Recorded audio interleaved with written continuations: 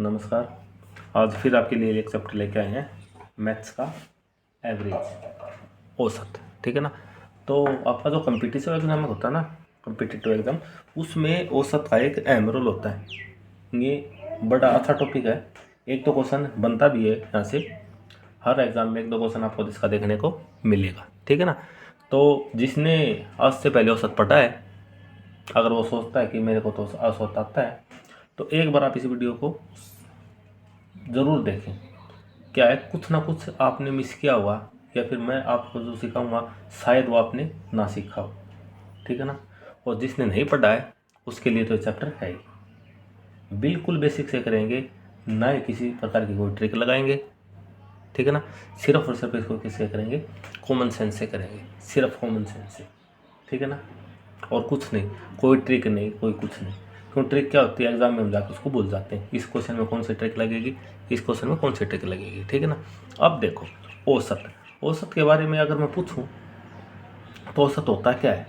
सीधे शब्दों में औसत को कैसे डिफाइन करेंगे, कैसे परिभाषित करेंगे इसको, औसत को सीधे शब्दों में अगर हम इसकी बात करें तो जिसने औसत पढ़ रखा है उसको तो सिर्फ एक चीज़ आती है।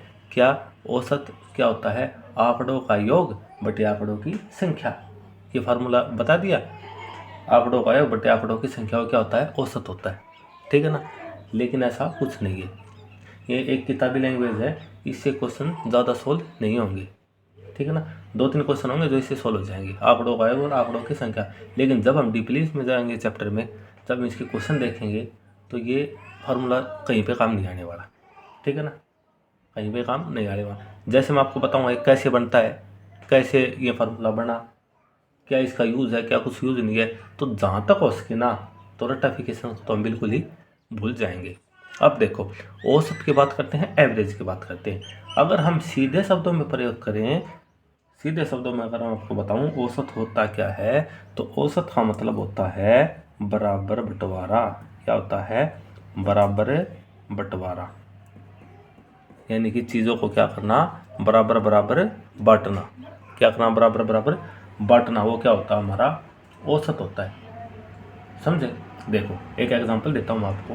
सपोज करो, एक एग्जांपल देता हूँ मैं आपको। सपोज करो तीन आदमी है, तीन आदमी है। एक के पास है 10 रुपये, एक के पास है 15 रुपये, और एक के पास है 5 रुपये। एक के पास है 10 रुपये, एक के पास 15 रुपये, और एक के पास कितने हैं, 5 रुपये। अगर मैं पूछूँ इनका औसत क्या होगा, इनका औसत क्या होगा, तो क्या करेंगे, हमें तीनों को एक बार जोड़ लेंगे। तीनों को क्या करेंगे, जोड़ लेंगे। 10 प्लस में 15 और प्लस में 5 कितना बन जाएगा हमारा, 30 बन जाएगा। तो 30 बन गया। अब 30 जो हमारा टोटल हमारे पास कितने आ गए, 30 आ गए। तो 30 को हमने तीन लोगों में क्या करना है, बराबर बराबर बंटवारा करना है, बराबर बराबर बांटना है। तो कितने रुपए दे देंगे, 10-10 रुपये दे देंगे। कितने रुपए दे देंगे, 10-10 रुपये दे देंगे। ठीक है ना, समझ गए। तो 30 रुपये तीन लोगों में बांट देंगे तो क्या करेंगे, 10-10 रुपये दे देंगे। अब देखो कुछ भी हो सकता है, कैसे मैं बताता हूँ आपको। एक एग्जांपल देता हूँ मैं आपको, यहाँ पे अच्छे से देखना। ये जो फार्मूला बना ना, आंकड़ों का योग बटे आंकड़ों की संख्या, ये कैसे बना है मैं आपको एक उसके बारे में बता देता हूँ। ठीक है। अब देखो, मैंने सपोज करो यहाँ पे क्या लिया, 12, यहाँ पे लिया एक 15, एक वैल्यू कुछ भी ले लो आप 16, एक ले लो आप 18, एक ले लो आप 20। ये 5 वैल्यू ले ली मैंने, 12, 15, 18, 16, 18 और 20। अब देखो मैं पूछूँ आपसे तो औसत कितना होगा। ठीक है ना, औसत यहाँ से कितना होगा। तो अब देखो, आप कुछ भी मान लो, 12 मानो, 13 मानो, 17 मानो, 20 मानो, 25 मानो, आप कुछ भी मान लो। सपोज करो हमने औसत को कितना मान लिया, हमने औसत को कितना मान लिया, 15 मान लिया। कितना मान लिया हमने औसत को, 15 मान लिया। ठीक है ना। अब देखो 15 मानना का मतलब क्या हुआ, प्रत्येक के पास कितनी वैल्यू है, 15 वैल्यू है, हमने अपने पास से मान ली। अब देखो इसके पास है कितने, 12, बढ़ाने कितने हैं 15, तो इसके पास क्या है, 3 माइनस है, इसको 3 देने पड़ेंगे जब इसके पास 15 पड़ेंगे ना। इसके पास कितने हैं 15, तो इसको ना तो लेने की ज़रूरत है और ना इसको कुछ देने की ज़रूरत है, 0। इसके पास क्या है 16, यानी कि अगर ये अपने 15 रखेगा तो एक को क्या करेगा, देगा। समझ गए ना। औसत जब हमें 15 मानना है तो एक को क्या करेगा, वो देगा अपने पास 15 के, तो एक इसके पास क्या है, प्लस का एक इसके पास है, और इसके पास कितने हैं 18, तो 15 तो अपने पास रखेगा और 3 क्या करेगा, देने का काम करेगा, तो इसके पास 3 क्या है, प्लस है। यहाँ तक समझ गए।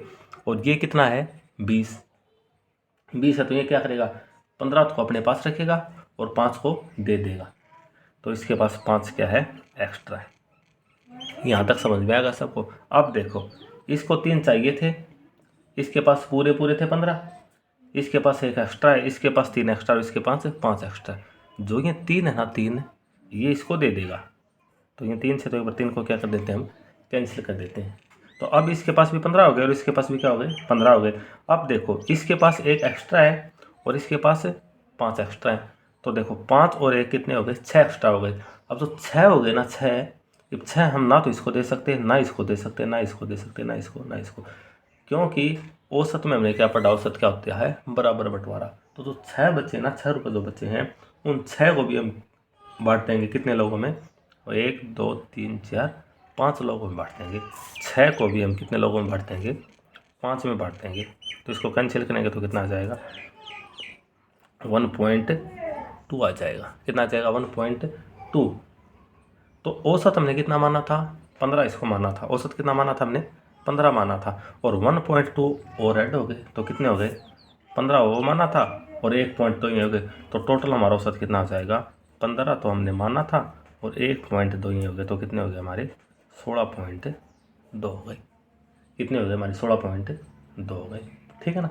इसी तरह जरूरी ना 15 ही मानो, 20 मानो, 22 मानो, कुछ भी मानो, औसत हमारा हो जाएगा। इसी तरह अगर हम क्या मानते हैं, 0 मानते हैं, क्या मानते हैं हम, 0 मानते हैं। सपोज करो हमने औसत को क्या मान लिया, 0 मान लिया। कितना मान लिया हमने औसत को, 0 मान लिया। तो 0 मानेंगे तो इसके पास कितने ज़्यादा हो जाएंगे, 12 ज़्यादा हो जाएंगे प्लस के शाबाश। इसके पास कितने ज़्यादा हो जाएंगे, 15 हो जाएंगे प्लस के शाबाश। और इसके पास कितने हो जाएंगे, 16 हो जाएंगे। और इसके पास कितने हो जाएंगे, 18 हो जाएंगे। और इसके पास कितने हो जाएंगे, 20 हो जाएंगे। ये सभी एक्स्ट्रा है, तो सभी को हमने क्या करना है, 5 में बांटना है। तो कितने, 1 2 3 4 5, 5 में बांटना है ना। तो डिवाइड में हमने कितना कर दिया, 5 कर दिया। डिवाइड में कितना कर दिया, 5 कर दिया। तो बन गया, क्या बन गया आपका, फार्मूला बन गया जो आप किताबों में पढ़ते हो, क्या, आंकड़ों का योग और आंकड़ों की संख्या। आंकड़ों का योग हो गया ना, ये हमारे आंकड़े थे, इनका योग किया हमने, और आंकड़ों की संख्या कितनी है, 5 है। तो डिवाइड में हमने कितना कर दिया, 5 कर दिया। तो ऐसे हमारा फार्मूला बन गया, आंकड़ों का योग बटे आंकड़ों की संख्या। लेकिन अगर हम देखते हैं औसत रियल में होता क्या है, तो औसत का मतलब हो गया हमारा बराबर बंटवारा। क्या होगा, बराबर बंटवारा। यहाँ तक सबकी समझ में आ गया। चलो ठीक है। अब देखो कुछ पॉइंट है, मेन पॉइंट डायरेक्ट भी एग्जामिनेशन में पूछ सकता है, और आगे हमारे काम भी बहुत आएगी। जैसे जैसे हम इस चैप्टर में जाते जाएंगे ना, बेसिक टू एडवांस करेंगे। जैसे ही ये चैप्टर आपका मैं क्लियर कराऊंगा, तो आप किसी भी टीचर का या किसी भी टीचर ने कोई बुक निकाली हो, तो आप बेझिझक बुक को उठा सकते हो, और एक भी क्वेश्चन ऐसा नहीं रहेगा जो कि हमसे छूटेगा। सभी के सभी क्वेश्चन हम इजीली सोल्व कर पाएंगे, वो भी बिना किसी फार्मूले के। ठीक है ना। एक बार आप वीडियो को अच्छे से देखना, समझना, बारीक बारीक चीज़ें बिल्कुल अच्छे से समझना। अब देखो फर्स्ट पॉइंट क्या रहेगा, फर्स्ट पॉइंट रहेगा हमारा जो न्यूनतम संख्या होती है। न्यूनतम मतलब सबसे कम संख्या। ठीक है ना। इनमें देखो न्यूनतम संख्या क्या रहेगी हमारी, अगर हम बात करें तो न्यूनतम सबसे कम संख्या हमारी 12 है, समझ गए। और उच्चतम संख्या यानी कि हाईएस्ट नंबर, और सबसे ज़्यादा कितना हमारा 20 है। ठीक है ना। न्यूनतम संख्या कितनी हमारी 12, और हाईएस्ट संख्या सबसे ज़्यादा कितनी हमारी 20। लेकिन जो एवरेज आएगा ना, एवरेज आएगा वो हमेशा क्या रहेगा, वो जो न्यूनतम संख्या है ना, न्यूनतम संख्या, ठीक है ना। और एक क्या होती है हमारी उच्चतम संख्या, उच्चतम संख्या यानी कि सबसे बड़ी। ठीक है ना। इनके बीच की वैल्यू होगी, न्यूनतम संख्या भी हो सकती है। ये हमारा क्या बन गया है, औसत। औसत, और इससे क्या रहेगा, छोटा या फिर बराबर। कहने का मतलब क्या है, जैसे कि हमने 12, 15, 16, 18 और 20 ली ना, इसमें न्यूनतम संख्या सबसे छोटी संख्या क्या है, 12, और सबसे बड़ी संख्या क्या है 20। तो औसत हमारा 12 आ सकता है, 12 से ज़्यादा आ सकता है, 12 से कम नहीं आएगा। 11, 10, 9 ऐसा औसत हमारा नहीं आएगा। 12 आ सकता है और 12 से ज़्यादा आ सकता है, ठीक है ना। 12 आ सकता है या 12 से ज़्यादा आ सकता है, लेकिन आयत संख्या जो हमारी कितनी है 20 है ना। तो 20 से छोटा आ सकता है, लेकिन 20 से ज़्यादा नहीं आ सकता। 21 नहीं आ सकता, 22 नहीं आ सकता, 25 नहीं आ सकता। तो औसत हमारा कितना आ जाएगा 20 आ जाएगा। हाँ, क्योंकि 20 के बराबर आ सकता है, समझ गए ना, 20 के बराबर आ सकता है। तो यहाँ तक क्या समझे, जो औसत की वैल्यू होती है वो न्यूनतम संख्या के बराबर या उससे बड़ी हो सकती है और आयत संख्या के बराबर या उससे छोटी हो सकती है। पहले पॉइंट हमारा ये आ गया समझ में। अब नेक्स्ट क्या रहेगा, दिए गए आंकड़ों का औसत दिए गए आंकड़ों के क्षेत्र के अंदर ही नियत होता है, ठीक है ना। ये क्षेत्र के नियत होता है, यानी कि जो 12 और 20, ठीक है ना, 12 सबसे छोटा था और 20 सबसे बड़ा था। जो औसत आएगा हमारा वो 12 और 20 के बीच का ही आएगा, 12 और 20, ठीक है ना। यहाँ तक समझ गए, ठीक है ना। नेक्स्ट पॉइंट क्या रहेगा, यदि आंकड़ों का मान क्या रहे, समान रहे, आंकड़ों का मान क्या रहे, समान रहे, तो औसत हमारा वही रहेगा। आंकड़ों का मान क्या रहे, समान रहे, तो औसत हमारा क्या रहेगा, वही रहेगा। मतलब क्या है, जैसे एक एग्जांपल दे देता हूँ मैं, आंकड़ों का मान समान रहेगा, क्या मतलब है, इसको हम 5 ले लेते हैं, इसको भी 5 ले लेते हैं, इसको भी 5 ले लेते हैं, इसको भी 5 ले लेते हैं और इसको भी 5 ले लेते हैं। अब आप देखो आंकड़ों का मान सब में क्या है, सेम है।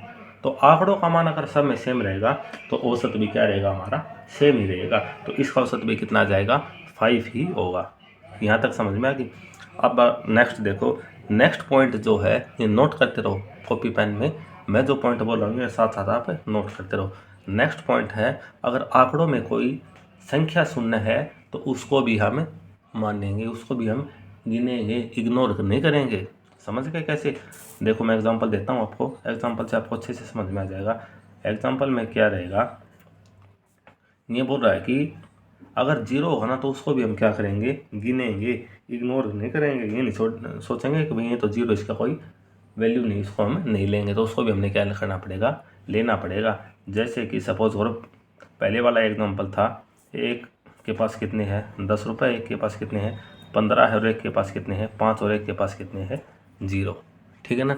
अब तक जो पॉइंट बताया ना मैंने, उससे हमें क्या देखने को मिला है, उससे ये देखने पड़ा है जो एवरेज हमारा निकलेगा वो 0 से तो बड़ा आएगा, लेकिन 15 से क्या आएगा, छोटा।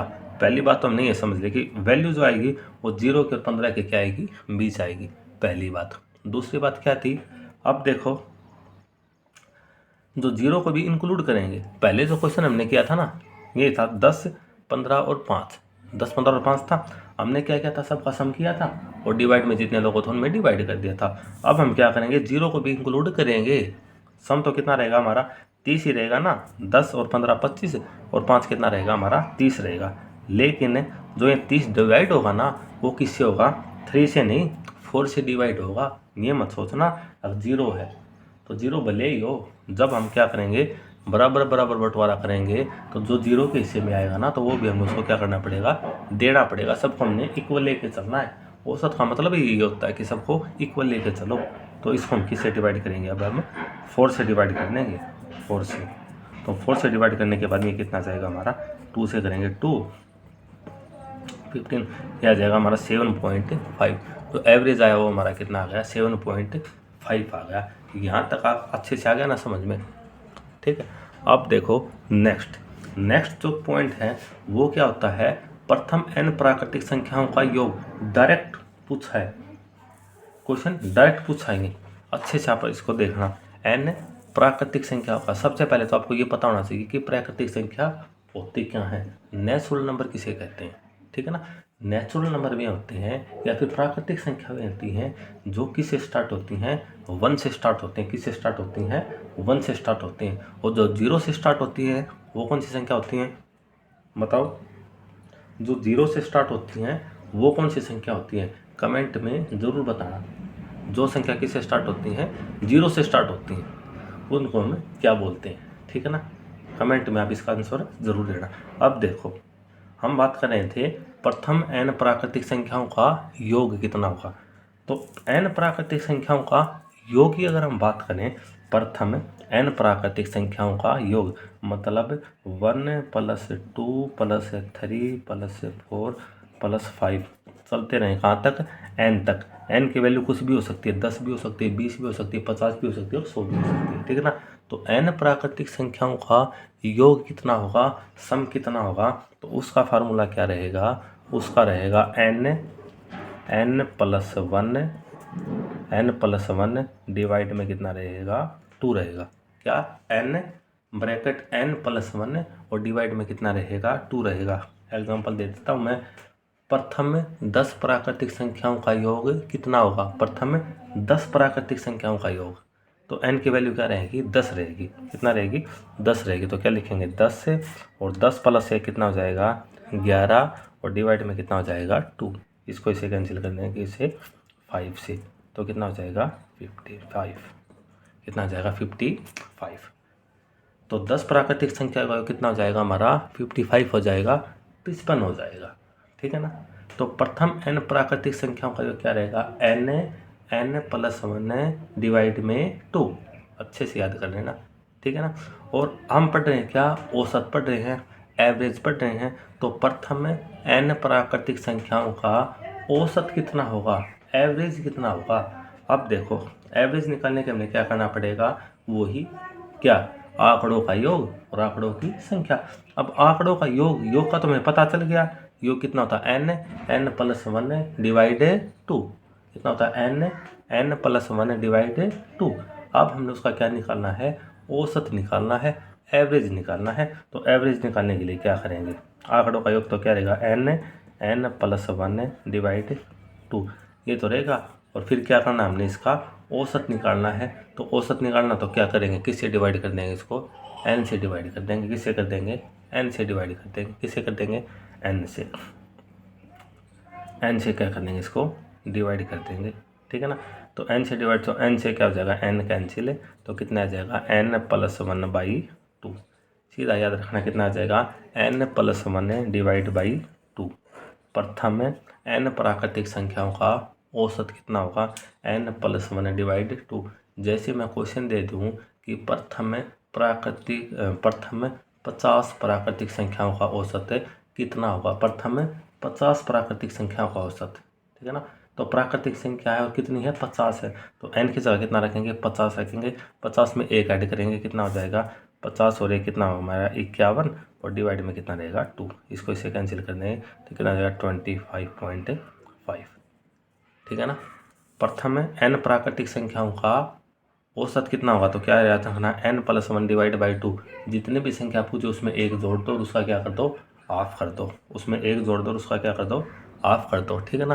प्रथम 100 प्राकृतिक संख्याओं का औसत कितना होगा, प्रथम 100 प्राकृतिक संख्याओं का औसत कितना होगा, कमेंट में ज़रूर बताना, ठीक है ना। प्रथम 100 प्राकृतिक संख्याओं का औसत कितना होगा, ठीक है ना। अगर आपके पास कॉपी पेन है, नोट कर रहे हो तो बड़ी अच्छी बात है, लेकिन अगर आप नोट नहीं कर रहे हो, सुन रहे हो, तो इतना तो आपको ज़रूर समझ में आ जाएगा। वर्बली भी इसको आप बता सकते हो बिना कॉपी और पेन की। ऑप्शन बताना आपको, प्रथम 100 प्राकृतिक संख्याओं का औसत कितना होगा, कमेंट में ज़रूर बताना।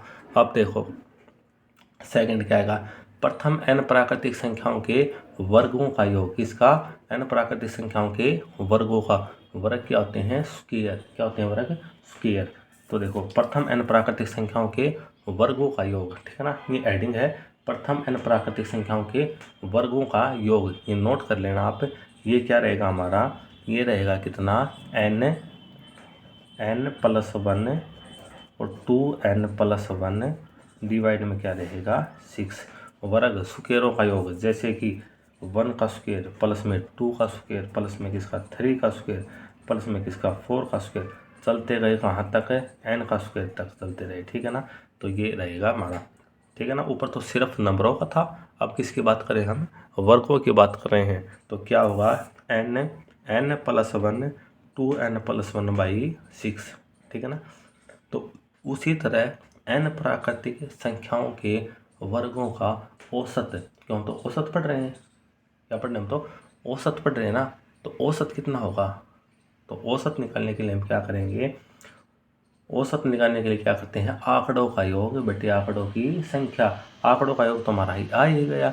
अब आंकड़ों की हमें संख्या और बताएं, संख्या क्या है, n ही है। तो इसको क्या कर देंगे, n से क्या कर देंगे, डिवाइड कर देंगे। किसको, n से क्या कर देंगे, डिवाइड कर देंगे। n से डिवाइड कर देंगे तो n से n कैंसिल, तो हमारा बन जाएगा n+1 और 2n+1/6। कितना बन जाएगा, n+1 2n+1/6। जैसे क्वेश्चन में आ गया आपको, प्रथम 10 प्राकृतिक संख्याओं के वर्गों का योग कितना होगा, यानी कि प्रथम 10 प्राकृतिक संख्याओं के नंबरों का योग कितना होगा, सॉरी औसत कितना होगा। क्वेश्चन में फिर रिपीट करता हूँ, प्रथम 10 प्राकृतिक संख्याओं के वर्गों का औसत कितना होगा, औसत कितना होगा।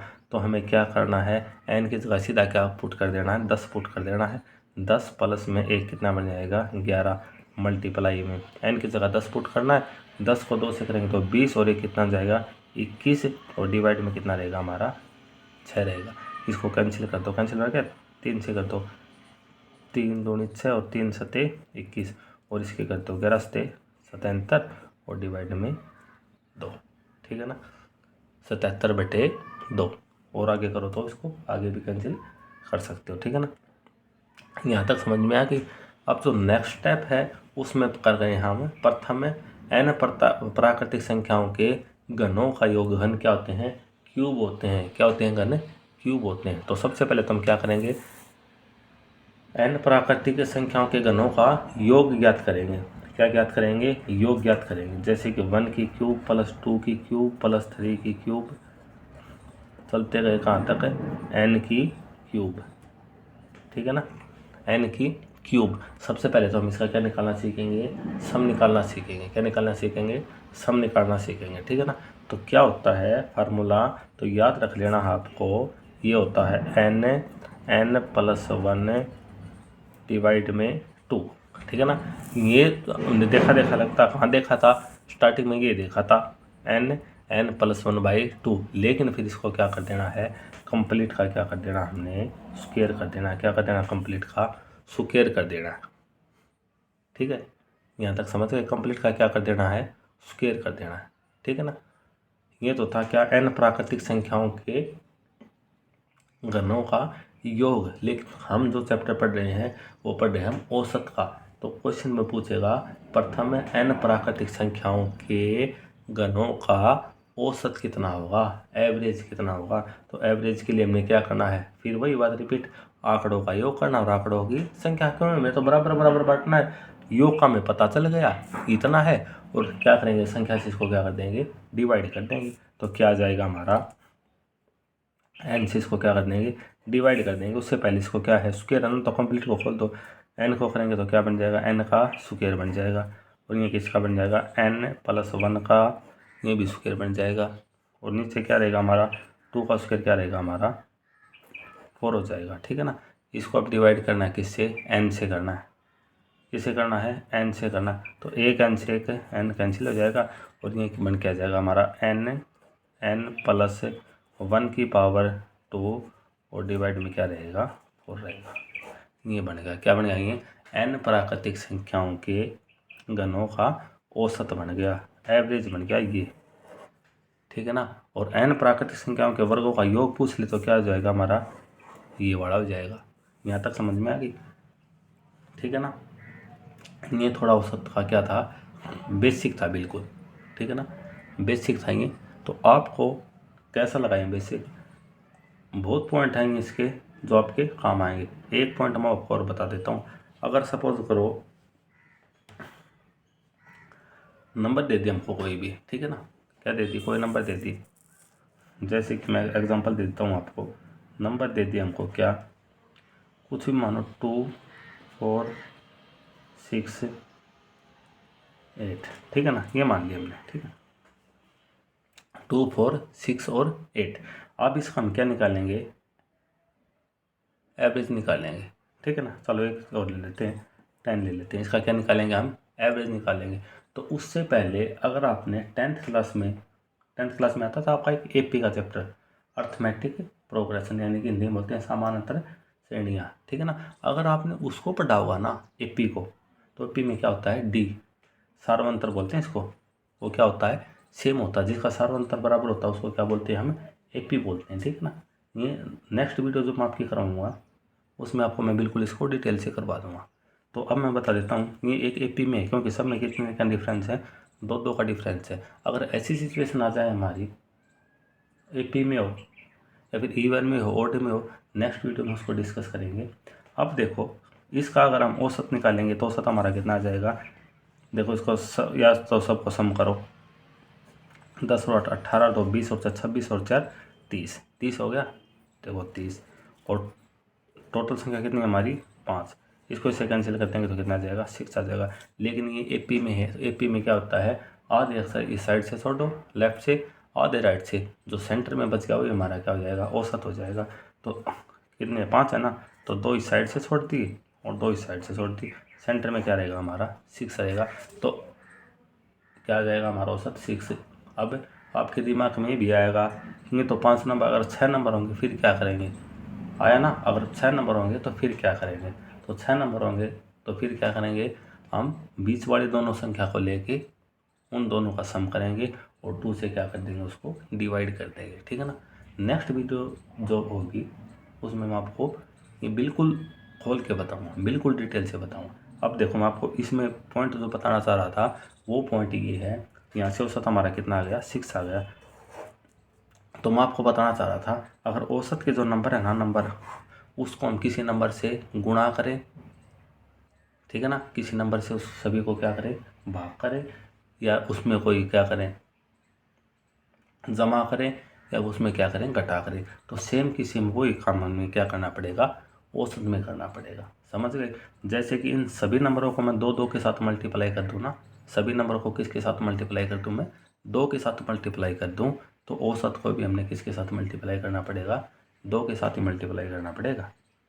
या फिर मैं सभी नंबरों में 2 को क्या कर दूँ, ऐड कर दूँ, तो औसत में भी हमने 2 नंबर को क्या करना पड़ेगा, ऐड ही करना पड़ेगा। अगर मैं इन सभी नंबरों में से 2 को क्या कर दूँ, सब्ट्रैक्ट कर दूँ, 2 क्या कर दूँ, सब में से घटा दूँ, तो जो एवरेज है ना उसमें से मुझे क्या करना पड़ेगा, 2 को माइनस ही करना पड़ेगा, ठीक ना। तो क्या होगा, औसत में समान नंबर से गुणा, भाग, जोड़ या फिर घटा करें तो हमें वही किस में करना पड़ेगा, औसत में करना पड़ेगा। जो काम नंबरों में होता है वही काम क्या कर देते हैं, हम औसत में कर देते हैं, ठीक ना। जैसे कि आपके से क्वेश्चन पूछ ले 50 संख्याओं का औसत, 50 संख्याओं का औसत कुछ भी मान लो 80 है, 50 संख्याओं का औसत 80 है, प्रत्येक संख्या में हमने क्या कर दिया, 2 से भाग कर दिया, प्रत्येक संख्या को क्या कर दिया, 2 से भाग कर दिया, तो नया औसत क्या होगा, जो आपका औसत 80 आया था ना, 80 को भी आप 2 से भाग कर दो, कितना आ जाएगा आपका, 40 आ जाएगा। बात समझ गए। आज के लिए वीडियो में इतना ही है, बिल्कुल बेसिक है, औसत की पहली वीडियो है, बिल्कुल बेसिक है। ये पॉइंट जो मैंने आपको बताए हैं डायरेक्ट कॉपी में नोट कर लेना, सेकंड जो वीडियो आएगी उसका यूज़ हम करेंगे इनको, ठीक है ना। कोई फार्मूला नहीं, कोई कुछ नहीं, सिर्फ कॉमन सेंस से क्वेश्चन को क्या करते जाएंगे, सोल्व करते जाएंगे। वीडियो कैसे लगी आप कमेंट में एक बार ज़रूर बताना, अगर नए हो तो चैनल को क्या कर देना, सब्सक्राइब कर देना, ठीक है ना। हाँ, इतना मेरा वादा है, जैसे ही आपका औसत चैप्टर ख़त्म होगा, औसत नहीं, मैं आपको कंप्लीट अर्थमेटिक और एडवांस करवाऊँगा, पहले अर्थमेटिक करवाऊँगा। अर्थमेटिक में जो भी चैप्टर आपका क्लियर होता जाएगा, मैं बोलता हूँ कि आज ये चैप्टर आपका क्या हो गया, कंप्लीट हो गया, तो आप किसी भी पब्लिशर की कोई भी मैथ की बुक उठाओ या फिर कोई भी प्रीवियस एग्ज़ाम का कोई पेपर उठाओ, अगर आप ये बोलो कि आपने जो करवाया था उससे बाहर एक भी क्वेश्चन है तो आप मेरे को बता देना, ठीक है ना। कुछ नहीं से बाहर मिलेगा, ठीक है। आज के लिए इतना ही, ठीक है। वीडियो देखने के लिए आपका धन्यवाद।